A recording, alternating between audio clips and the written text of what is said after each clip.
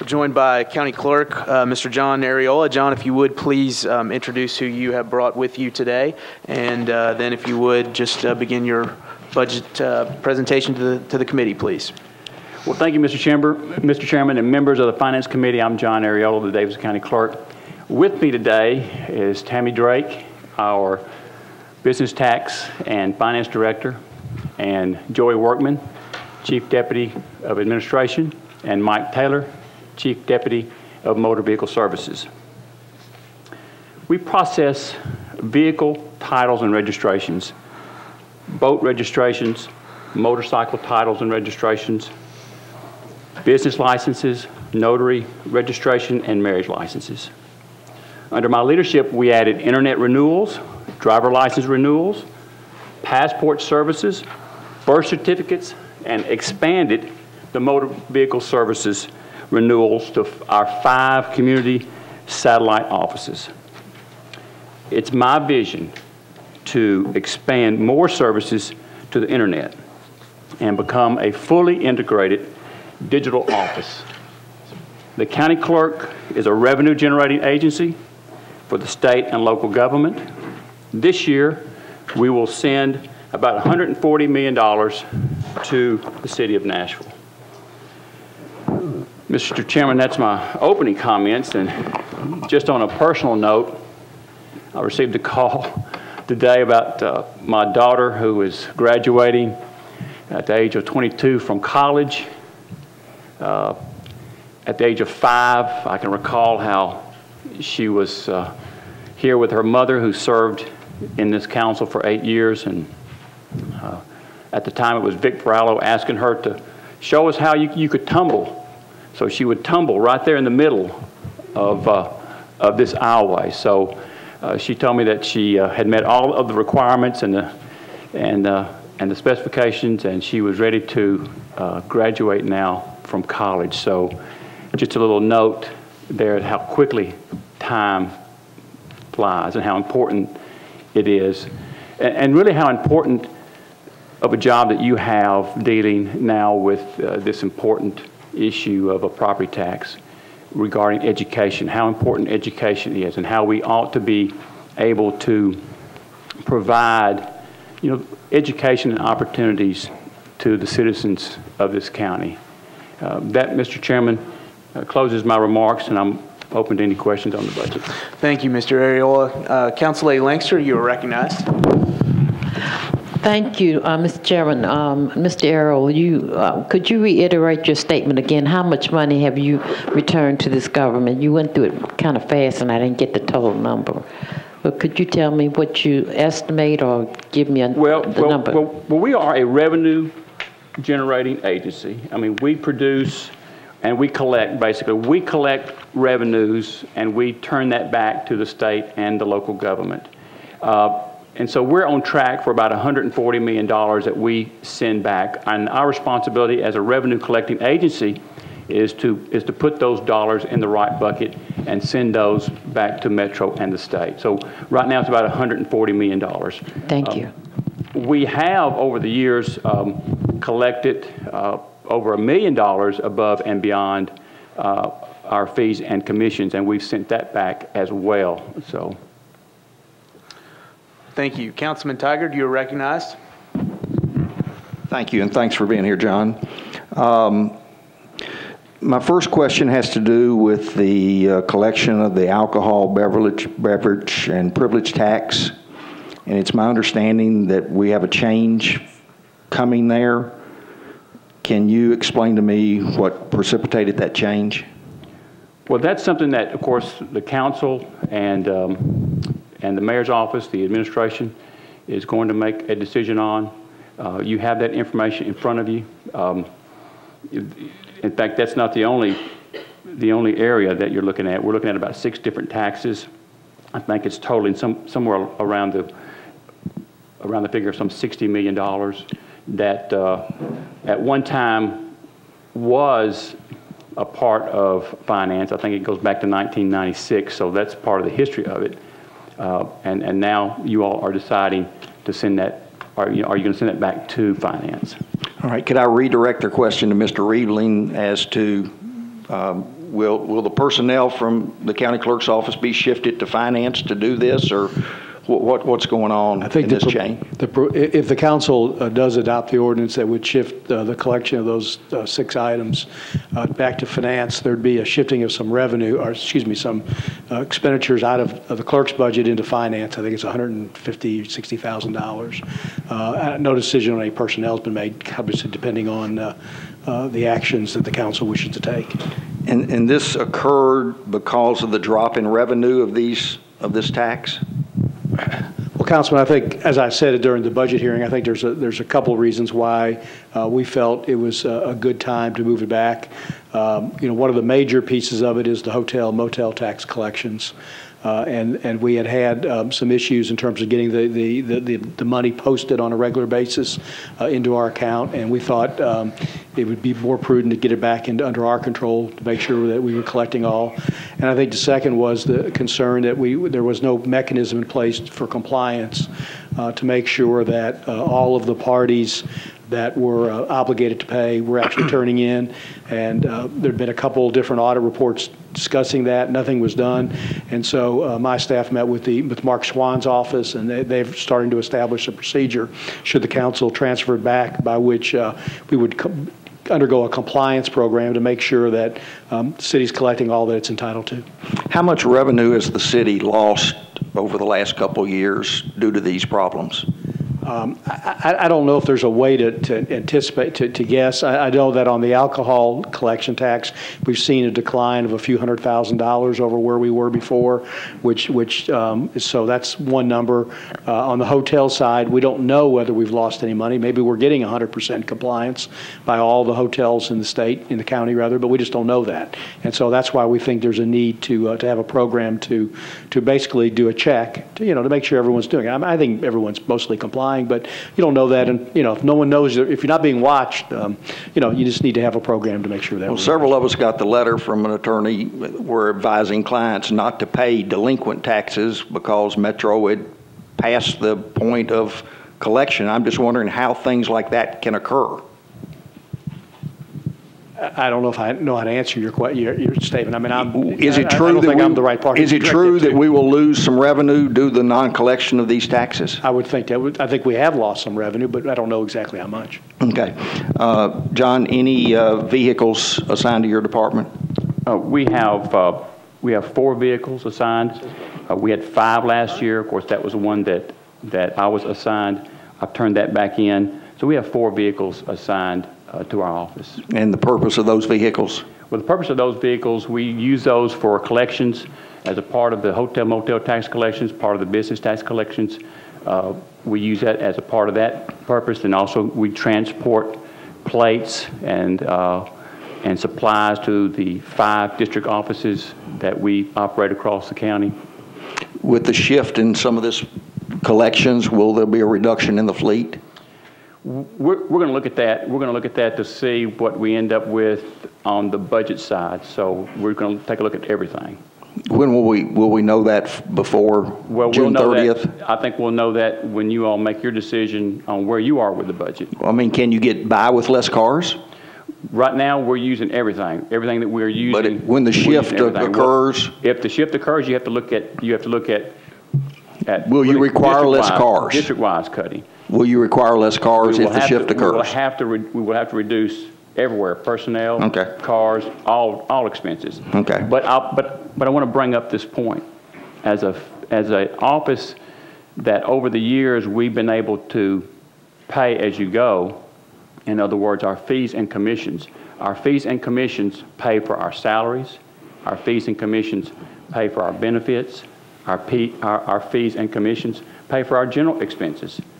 So we've been able to completely pay for the operation of the office of the county clerk. All these expenses are covered through our fees and our commissions. Any excess fees and commissions, sure, then we return back to the city of Nashville. So I think that we've done a very good job in that area and being as conservative as possible and returning quite a bit of money back to Metro. Any cell phones? We have 4 cell phones. And who has those? Mostly those are supervisors. Folks that are going out into the district offices and they look at the inventory, then we will. Are there phones in the district offices? There are phones landlines? in the district offices, yes. Why do they need a cell phone? They use the cell phones to communicate back to the office as far as what's going on in each of those district offices. And then in between, if they're in between these routes, there may be a change where someone needs, say, a specialty plate. So we want to make a contact with them to say, hey, we need you to come back to the office. We have a request for a specialty plate or a handicap plate that's not at that location. Many of the directors we had earlier talked about a reimbursement plan that saved money. Have you ever considered, instead of Well, I think all that's on the 100%. table. I think all that's on the table. On or before June 30th? By June 30th, I mean, everything has to be on the table with the budget that we're looking at. What is the cost of the 4 cell phones? I don't have that in front of me. Can we get that? Yeah, but we can get that for you. All right. Do we have part-time employees that are paid benefits? We have part-time employees that are paid benefits. We have 2 out of the 12 that we have. Is that contrary to general government, or is that your personal decision? Or Well, it's no different than the rest of Metro government. You have about 200 people in Metro government that's in that situation, including the Metro Council. So it's a process that has been there. why not the other 10 then? Why just 2? Well, the other 10 don't have that, and they haven't requested that, and they're either retired under some other program. I mean, I can't answer that exactly why they don't, but it's just like in your situation and with the Metro Council, with those that have that benefit. Why do they have it? But is it a pension? No. Just insurance? Insurance. Okay. Mr. Evelyn, is that a true statement? Is that a general policy in government that part-time people? Some part-time do. If you work over 19 and a half hours, you're eligible for benefits. And so there are, Parks has a number of employees who work 30 hours a week. Actually, I have one in my office who works 30 hours, I think it is. Okay. So that's not out of the norm. Okay. As I reviewed the mayor's budget hearing, the issue of the community outreach, that position is still filled? That's one of our part-time positions, yes. Who is that person? Well, that person works with me. He's a business person, does a fantastic job. Former chairman of the Donaldson Hermitage Chamber of Commerce, well known within the community, and he works with me making sure that we have everything covered with our business licenses, with our dealers. We have about 350 dealers, and does an outstanding job representing the office, really as my liaison, just like you would have in some of the other offices where you have different liaisons, and he gets $12,000 per year. Now, is this a new person in that position? No. All right. What was Mr. Bush's title? Mr. Bush's title is outreach coordinator. What was that? What did I just say? I thought that was who I was asking about. Is he still in that position? Yes. Mr. Bush is still in that position? Yes. Okay. The issues about that the auditors turned up about documented hours and all that's been taken care of? Yes. Yes, absolutely. Logs and sign-in sheets and whatnot.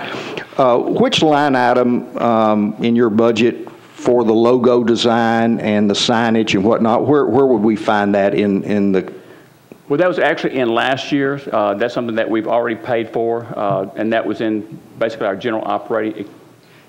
Which line item are we talking about? Repairs and maintenance or other expenses? There's nothing in there at this time that I'm aware of. I know, but I'm just looking from last year. I should see a huge decline in that budget then if the logo design and the signage that were an issue in the audit report, that line item has gone down by that amount? Well, you've already seen from last year's reduction a $400,000 cut. Which line item is that in, is my question. I don't have that in front of me, but I'll have to look at that. Is it professional and purchase services repairs and maintenance, other expenses? I'm I'm not familiar with the document that you're looking at. I don't have that in front of me.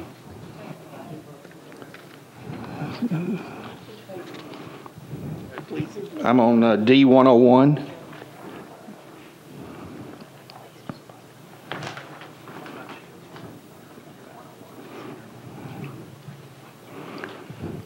My point is that as council members charged with perhaps raising people's taxes, when we see $35,000 being spent on signage and whatnot, I'm just trying to figure out where in a line item would I see that? In what column?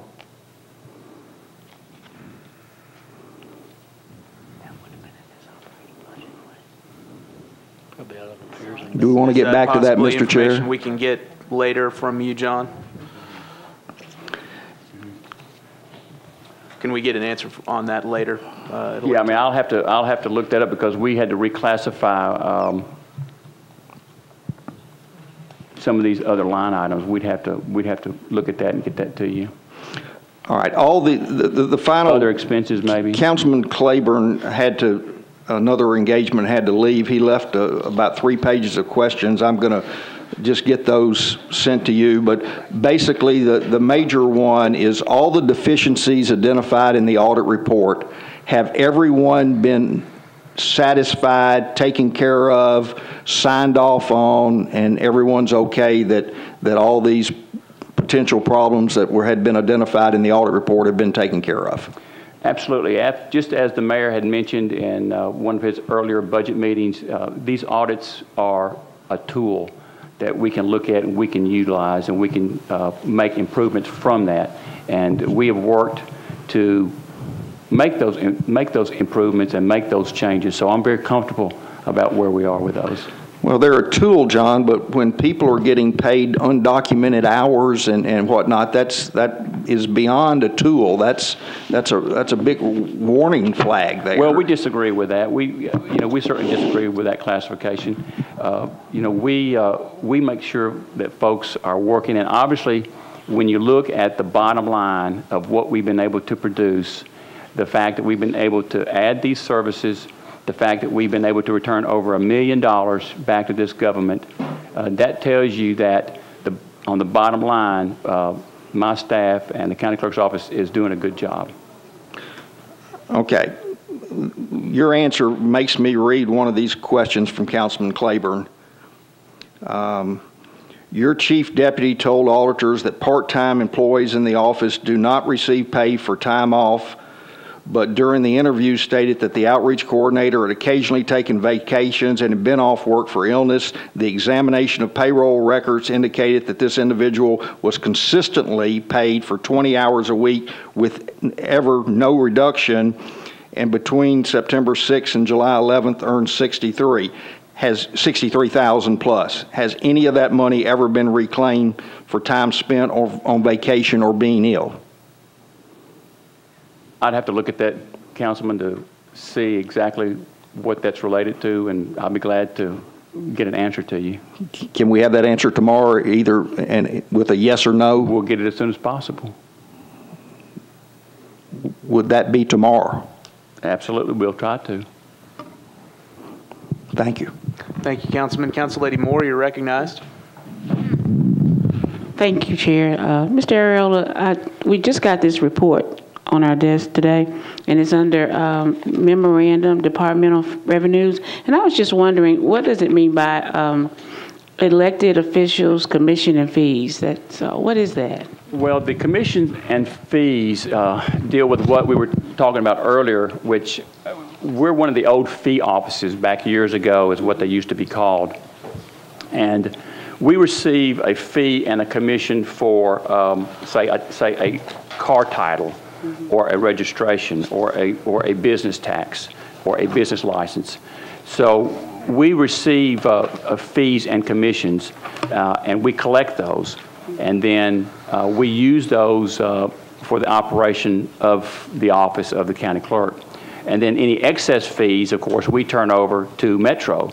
And of course, as a revenue producing agency, we've been fortunate to be able to return, like I said earlier, over $1 million in those fees above and beyond what we spend back to Metro. So we've been very conservative in that. Thank you. Thank you, Councillady. Councilman Glover, you're recognized. You just answered one of the questions with regards to the fees. I think specifically, you throw out $1 million, that's a pretty big number. I would like to see, I don't know if other members of the council would like to see, I'd like to see, is that annually that you do it? And I'd like to see it by category that's given. And then are there any other fees that are collected through your office that perhaps was not generated and given back to Metro, and that being identified as well? Sure, we can Thank do that you. for you. Yeah. Thank you, Councilman. Councillady Gilmore, you're recognized. Thank you. I wanted Mr. Ariola to explain how the deputy director gets paid $55,000, but then you have a part-time person that gets paid $60,000. If you could just explain how that works. I'm talking about the gentleman that you said helps you with the business and taxes. Did he make $60,000 or no? No, he's $12,000. Okay, good deal. Yeah. Thank you. Yeah. All right, I was concerned about that. Councilman Bednay, you're recognized. I apologize if somebody already asked this question, but why do we have to go get the smoke test in one place and then get the tag renew in another place? Couldn't we save some money doing it on the same place at the same time? Well, actually, we've been working on that. That's been one of my goals, is to try to work out some arrangement where we can have a staff person there. Now, I understand that that the company that's doing that now is offering an online renewal in the lane through the internet, through the web portal that we set up, and they go through that, and for an extra charge, then they will do a renewal for you. That information comes in to the county clerk's office, and then we process that record and that information, and then we send it back out to the consumers. That's great. I think that will save the city money and the users some time. So I appreciate doing that. Thank you. Thank you, Councilman. Councillady Blaylock, you're recognized. Thank you, Mr. Chair. A couple of quick questions. Would there be a follow-up audit to check on the changes that have occurred? Yes, we'll be looking at that. We'll be looking at all of the changes. We're going through some reorganization now, so we'll definitely be looking at that and look at any changes and any suggestions that were made moving forward. Will our internal auditor come back out, though? Yes, I think we can at any time you can request them to come out, and they'll put you on that schedule. Okay, and then one other. How many employees do you think service these 6 items that are going to be shifted to the finance department? Well, right now we have 2 staff people, plus we have some part-time. We have 2 part-time enforcement officers that go out and assist them in that. So right now, roughly, we're spending about just less than $100,000 collecting, these taxes currently. So, thank you. Thank you. Thank you, Councillady. Councilman Pardue, you're recognized. Never mind. You okay? I'm better off. I don't have anyone else in my queue, so Mr. Ariola, thank you very much for being here. Thank you, Mr. Chairman. Thank you, members.